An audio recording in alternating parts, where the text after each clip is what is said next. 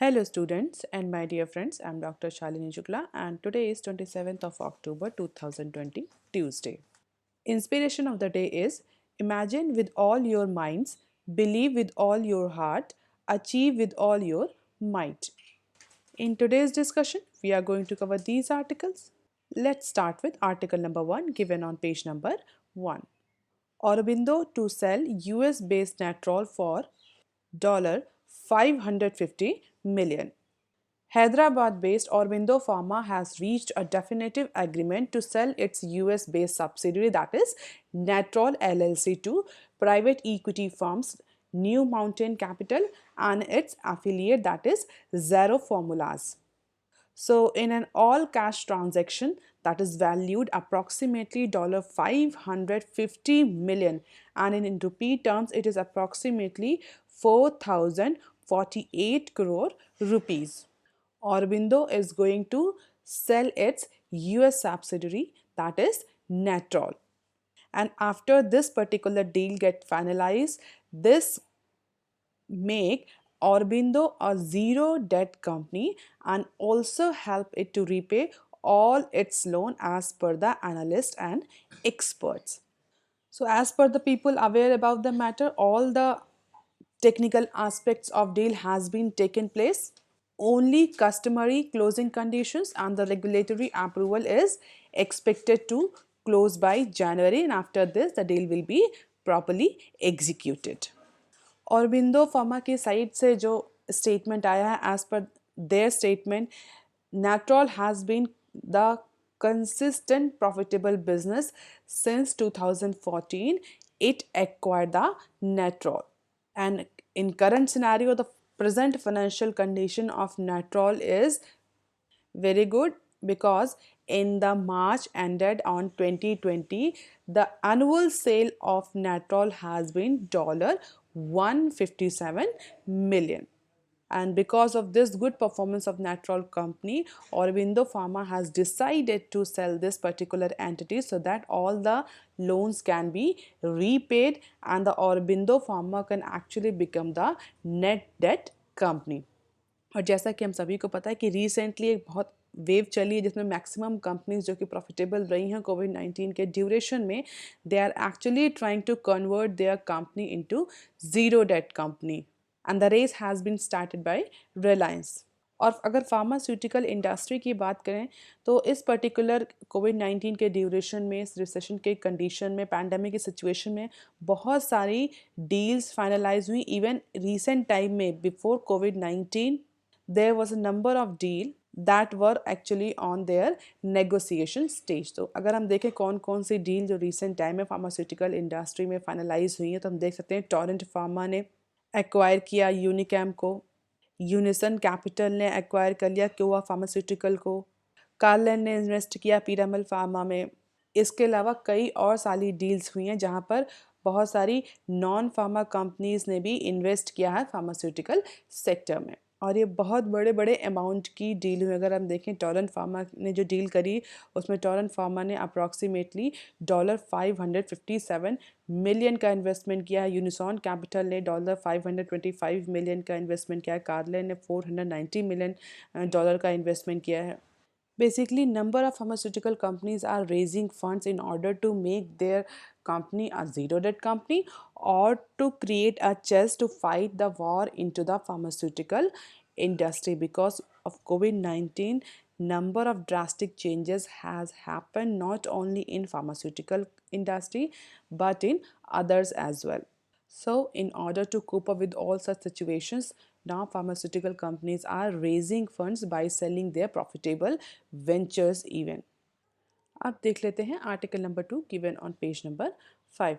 Bid to raise natural gas share in energy basket faces hurdle. As we all know, the government of India has set a target of installing approximately 175 gigawatts of renewable energy capacity by the year 2022.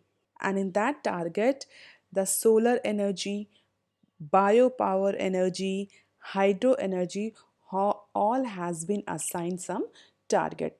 So in a recent move, Indian economy is shifting from coal based energy to sustainable energy sources or to renewable energy sources। तो Indian economy इस समय अपनी energy demand को धीरे धीरे shift कर रही। कहाँ से शिफ्ट कर रही है? अभी हमारी जो अगर हम बात करें इलेक्ट्रिसिटी जनरेशन जो हो रहा है, जो हमारी इलेक्ट्रिसिटी की डिमांड पूरी हो रही है, वो बेसिकली नॉन रिन्यूएबल रिसोर्सेज से पूरी हो रही है। कोल हो गया हमारा, पेट्रोल हो गया, डीजल हो गया, इनसे। बट रिसेंट टाइम में गवर्नमेंट ऑफ इंडिया ने अपनी एनर्जी डिपेंडेंसी को शिफ्ट करने की बात करी। अगर हम बात करें नॉन रिन्यूएबल सोर्सेज की, तो इनके साथ बेसिकली दो डिसएडवांटेज एसोसिएट करते हैं, दैट इज़ वेरी क्रूशल। पहला डिसएडवांटेज, जितनी भी ये नॉन रिन्यूएबल एनर्जी सोर्सेज हैं ये लिमिटेड हैं, ये लिमिटलेस नहीं है, ये लिमिटेड हैं, और as per the current consumption rate they are depleting at a very high pace. अब जिस तरह से करंट इकोनॉमिक डेवलपमेंट चल रहा है not only in India but at a global level, और जिस तरीके से नॉन रिन्यूएबल रिसोर्सेज और एनर्जी रिसोर्सेज का यूज़ हो रहा है, तो कई सारे एक्सपर्ट्स और इन्वायरमेंटलिस्ट का ये कहना है कि आगे आने वाले टाइम में हमारी जो फ्यूचर जनरेशन है उनके लिए इस तरह के सोर्स बचेंगे ही नहीं।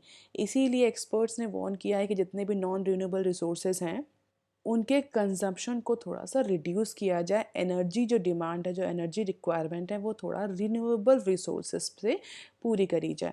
दूसरा जो डिसएडवांटेज है वो ये है कि all these types of non renewable resources create more pollution and more environmental loss. यहाँ अगर हम इकोनॉमिक के टर्म्स में बोलें तो इनकी इकोनॉमिक कॉस्ट बहुत ज़्यादा होती है, जिसको आज के टाइम में इकोलॉजिकल कॉस्ट भी कहा जाता है।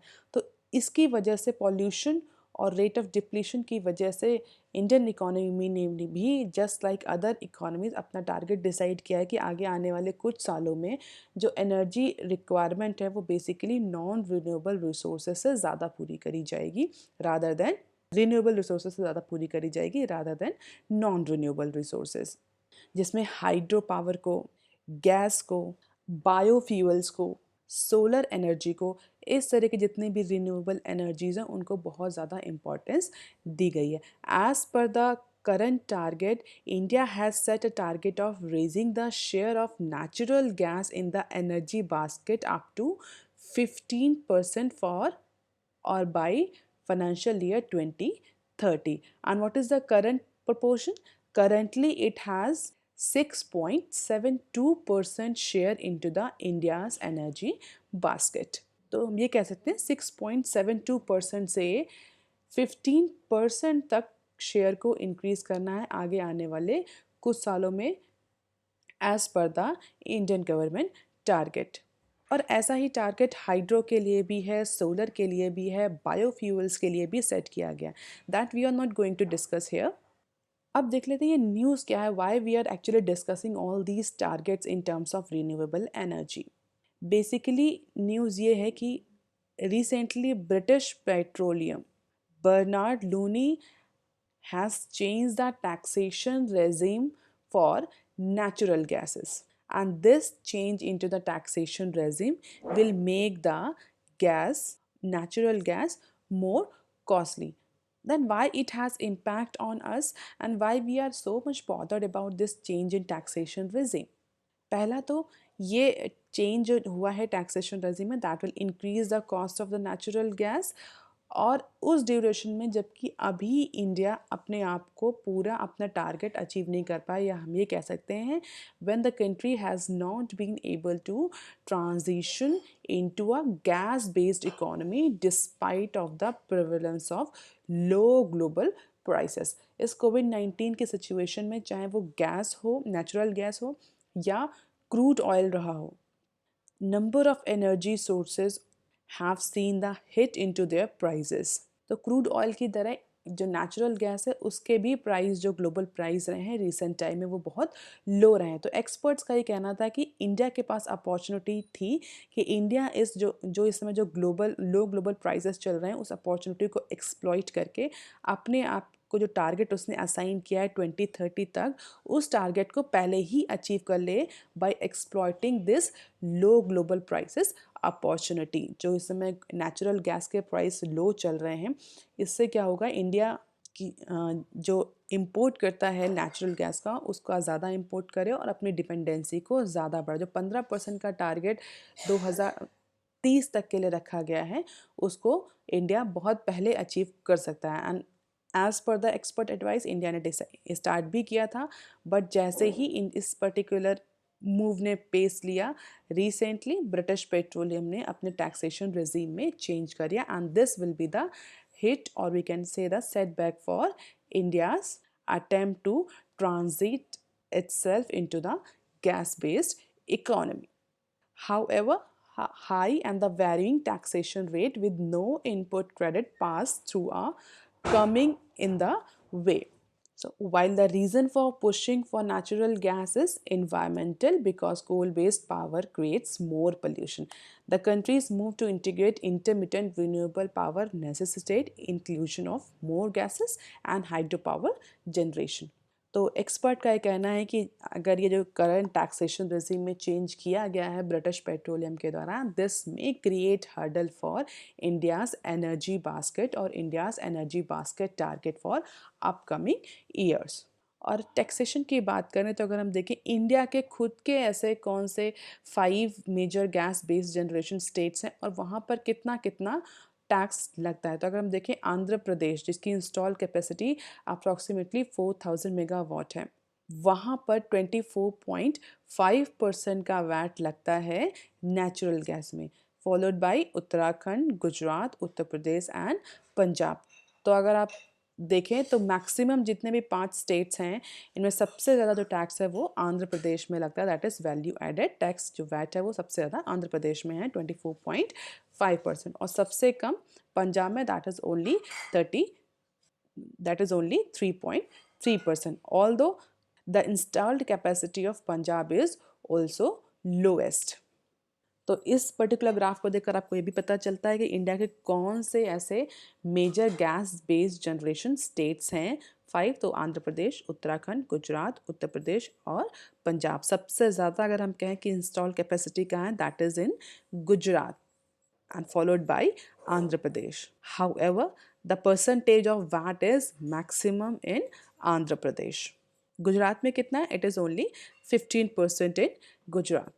तो अगर हम मेजर स्टेट्स की बात करें या उनको देखें तो वहाँ पर ऑलरेडी इंडिया में खुद के जो टैक्सेशन रेजिम है उसमें भी बहुत ज़्यादा हाई अमाउंट में वैट लगता है, और इंटरनेशनल या ग्लोबल लेवल पर भी टैक्सेशन रेजिम चेंज हुआ है and that will discourage the importers to import natural gas, और उससे क्या होगा, डिस्करेज होंगे importers, they will search another option for their energy dependency and other options like cheapest option, और चीपेस्ट ऑप्शन अभी कौन अवेलेबल है, that is coal based energy. तो एक्सपर्ट्स का ये कहना है कि जिस तरह से टैक्सेशन रेजीम चेंज हो रहे हैं बार बार इंटरनेशनल लेवल पे, डोमेस्टिक लेवल पर भी बहुत ज़्यादा टैक्सेशन है, वैट का जो परसेंटेज है वो बहुत ज़्यादा हाई है, all these types of taxation policies will discourage the importers to have their dependency on natural gas. They will shift their energy requirement towards a coal based energy once again. अब देख लेते हैं article number 3 given on page number 5, interest relief simple scheme with wide coverage. तो finally central government ने scheme release कर दी है in order to provide the relief to the borrowers for interest on interest, और that is compound interest. तो central government schemes to pay borrower interest on interest is said to bring some relief to the borrowers as it cover all types of loans and does not require customer to submit application to be eligible to get the benefit. If you remember, we have discussed that जब भी government ने जो affidavit submit किया था supreme court में, उसमें supreme court को inform किया था कि जो भी इंटरेस्ट वेवर की या कंपाउंड इंटरेस्ट वेवर की जो भी स्कीम गवर्नमेंट ऑफ इंडिया लाएगी, that will not be discriminatory in terms of the types of loans. जितने भी ऐसे बोरोवर्स हैं, स्मॉल बोरोवर्स हैं जिनका लोन अप्रॉक्सीमेटली 2 करोड़ से नीचे का है, उन सभी को इंटरेस्ट ऑन इंटरेस्ट पे रिलीफ मिलेगा without any pre conditions. Although experts का ये कहना है कि क्वांटम जो है वेविंग का, जो वेव ऑफ कर रही है गवर्नमेंट, या जो 2 करोड़ की लिमिट सेट करी है, that is not very high, but the coverage is wide. और इस वाइड कवरेज की वजह से जो नंबर ऑफ कस्टमर्स आएंगे, जो नंबर्स ऑफ बोरोवर्स आएंगे इस पर्टिकुलर स्कीम में, वो ज़्यादा होंगे, ज़्यादा बेनिफिशरी होंगे in comparison to the other schemes. क्यों? क्योंकि इस पर्टिकुलर स्कीम में कोई ऐसी प्री कंडीशंस नहीं लगाई गई हैं कि इसी तरह के स्पेसिफिक लोन्स को या इसी तरह के बोरोवर्स को इस पर्टिकुलर वेवर स्कीम में बेनिफिट दिया जाएगा। तो एक्सपर्ट का कहना है भले ही क्वांटम ज़्यादा नहीं है, 2 करोड़ की ही लिमिट सेट करी गई है, लेकिन जो कवरेज है that is wide, and the government will reimburse the customers for an amount equivalent to difference between the compound interest and the simple interest on a specified loan types for a period between March 1 and August 31st। और जैसा कि हम पहले भी discuss किया था, इसमें किसी तरह की कोई कंडीशंस नहीं है। कस्टमर्स को, बोरोवर्स को किसी भी पर्टिकुलर फॉर्म पे अप्लाई नहीं करना है। ये बाय डिफ़ॉल्ट लोन को आइडेंटिफाई किया जाएगा और उन्हें इंटरेस्ट ऑन इंटरेस्ट या कंपाउंड इंटरेस्ट से वेव ऑफ कर दिया जाएगा। कुछ पैरामीटर्स हैं जिसके इन पैरामीटर्स के बेसिस पर कमर्शियल बैंक्स आइडेंटिफाई करेंगे कि किन पर्टिकुलर स्मॉल बोरोवर्स को इस स्कीम के तहत इंटरेस्ट वेव ऑफ प्रोवाइड करना है। And this is the statistics, little data that you can go through once. No need to just mark up all these things. You have to just read so that you can understand the impact of this waiver scheme on government or the public exchequer. अब देख लेते हैं article number 4 given on page number 6। Rupee takes a hit as a second COVID-19 wave grips euro.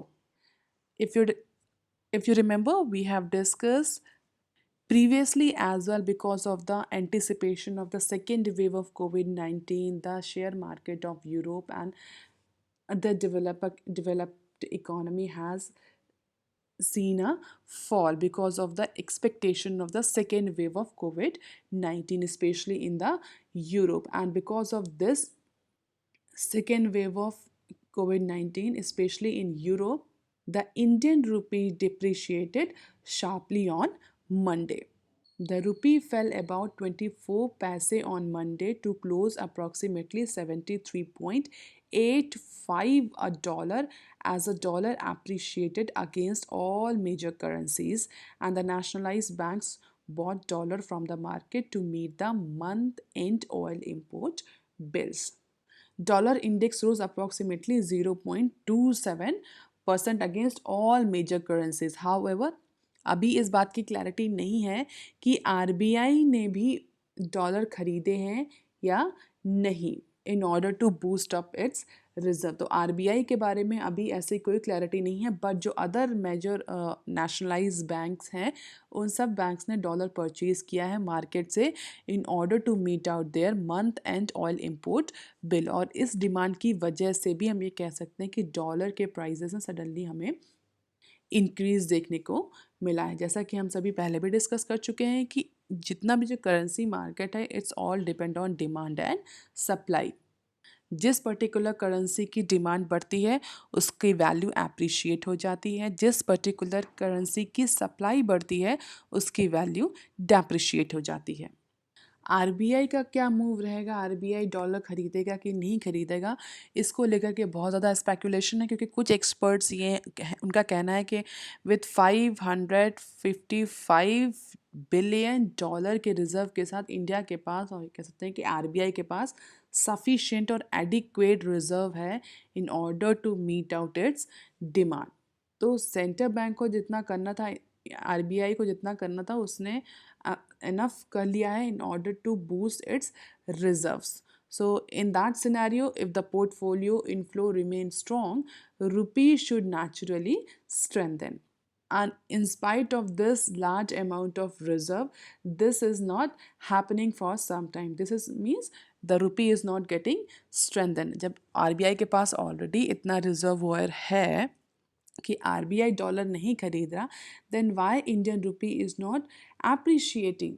तो ऐसा expert का ये कहना है कि this is actually done intentionally by RBI in order to protect the exporter. Why? क्योंकि जब भी इंडियन रुपी स्ट्रांग होगा या इंडियन रुपी की वैल्यू एप्रिशिएट करेगी, जो एक्सपोर्टर होते हैं उनको नुकसान होता है, उनका एक्सपोर्ट कॉस्टली हो जाता है इंटरनेशनल मार्केट में, और जैसे ही एक्सपोर्ट कॉस्टली होता है उसकी डिमांड भी फॉल करती है।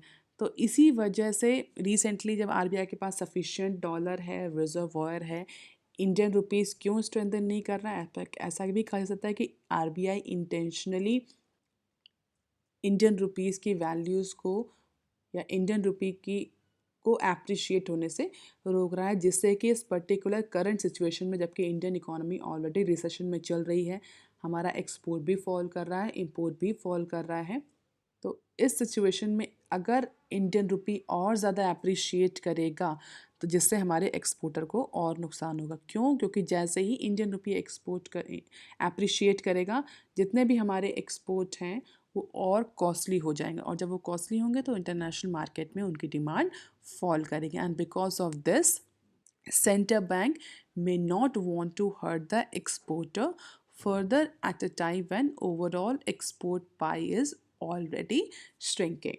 And this is the value of rupee versus dollar. हम देख सकते हैं डॉलर के कंपैरिजन में रुपी की वैल्यू सिंस अक्टूबर 29, 2019 टू अक्टूबर 26, 2020 बीच में बहुत ज़्यादा फॉल कर गया था, हालांकि कुछ स्लाइट रिकवरी आपको देखने को मिलेगी इस ग्राफ में, और currently it has 73.9 in comparison to US dollar. अब देख लेते हैं some other news clips. Car sales accelerate, two-wheelers slide. The first leg of the festive period, which ended with the Vijayadashmi on Sunday, left a trail of contraction tails. हालांकि car की जो cell है, या हम कह सकते हैं two wheelers की जो सेल है वो बढ़ी है, बट फोर व्हीलर्स की जो सेल है वो बढ़ी है, बट जो टू व्हीलर का सेगमेंट है उसमें स्लाइड देखने को मिला, या ये हम कह सकते हैं कि जितना एस्टिमेशन था कि टू व्हीलर्स की भी सेल बढ़ेगी, उतना सेल देखने को नहीं मिला in the first phase of festive season. और हमने पहले भी डिस्कस किया था कि जो कार की डिलीवरी है वो पिछले साल के कंपैरिजन में जस्ट डबल डिजिट से ग्रो करी है, जबकि टू व्हीलर के सेगमेंट में या जो टू व्हीलर फर्म्स हैं उनमें जो डीलरशिप रही है वो बहुत ज़्यादा सॉम्बर रही है, बहुत अच्छा सेल देखने को नहीं मिला, या जितना एंटिसिपेट किया गया था कि it may have plunge to 10% on year basis, ऐसा नहीं हुआ। And the current trend is set to widen the gap further between the two-wheeler wholesalers and retail sales.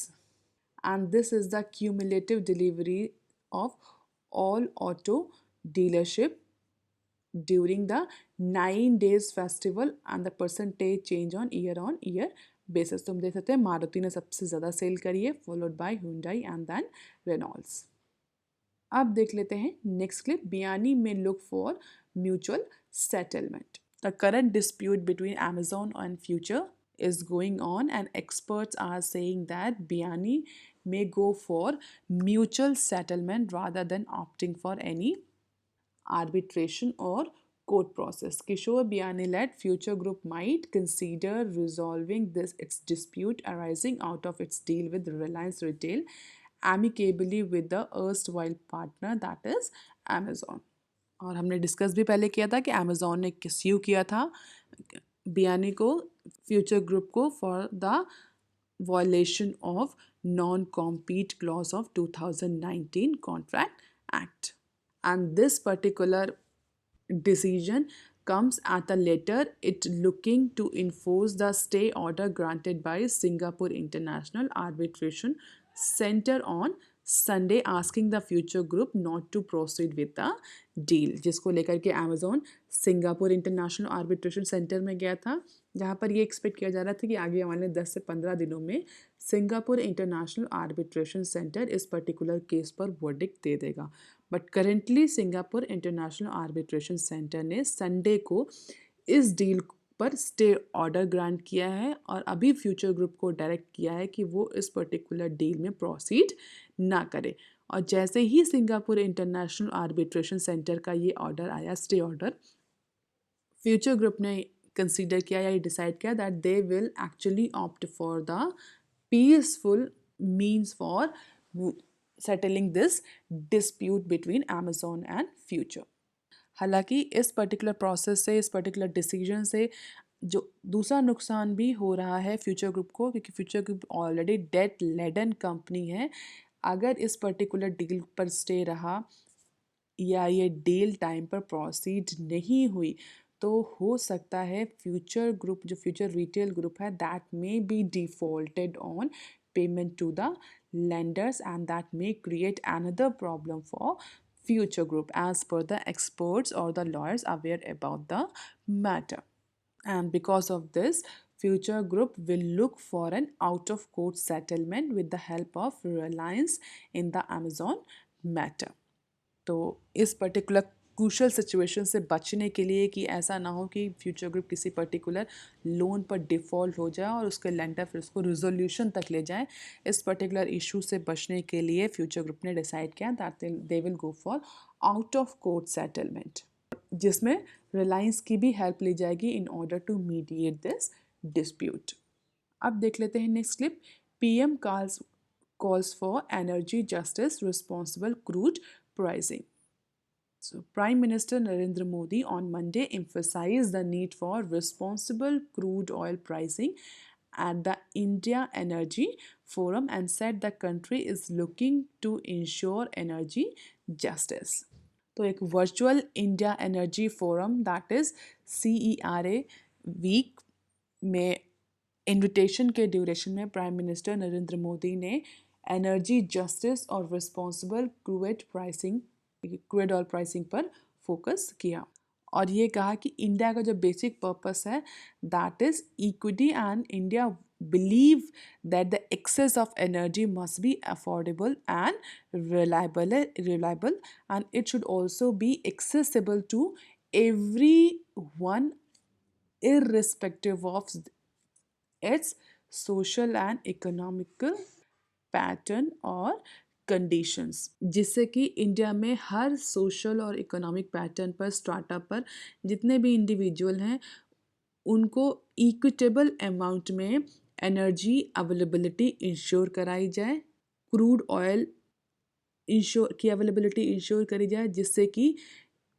Ease of living में इंडिया और आगे बढ़े, क्योंकि energy as per the our prime minister energy sector is one of the very important sector that empower the people and further increase the ease of living, जिसके लिए दोनों तरह के प्लेयर्स को, मार्केटर्स को as well as the gas and crude oil producing जो companies हैं, refineries हैं, उन दोनों की रिस्पॉन्सिबिलिटीज़ को इंश्योर करते हुए मोदी ने कहा the pricing of crude oil should be transparent and flexible. It should reflect the market conditions as well, and it should have the component of affordability and accessibility.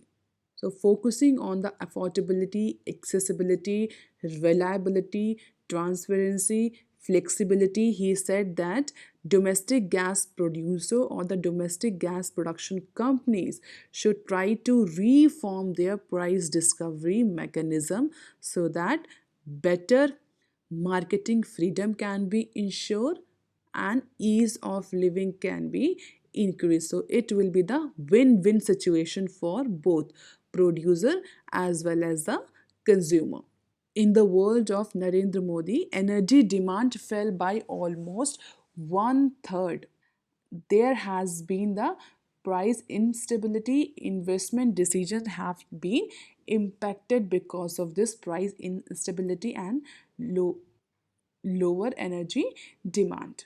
और जिसकी वजह से जो प्रोडिक्शंस हैं वो ये हैं कि आगे आने वाले कुछ सालों तक ग्लोबल एनर्जी डिमांड उसमें कॉन्ट्रैक्शन देखने को मिलेगा। तो प्रधानमंत्री नरेंद्र मोदी का ये कहना है कि एज़ पर दिस प्रोजेक्शन जो प्रोड्यूसर कंपनीज़ हैं उनको भी अपने प्राइस मैकेनिज़्म को, प्राइस प्राइसिंग डिसीजन को दोबारा से रिफॉर्म करना चाहिए और इस पर्टिकुलर अपॉर्चुनिटी को टैप अप करना चाहिए in order to ensure the accessibility and affordability as well as increased ease of living into the country.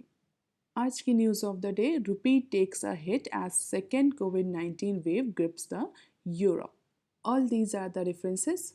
If you want lecture PDF, you can join my Telegram channel. You can also follow me on Twitter, ResearchGate, and on Facebook. That's all for today, student. If you have any query and suggestion, write on comment section below.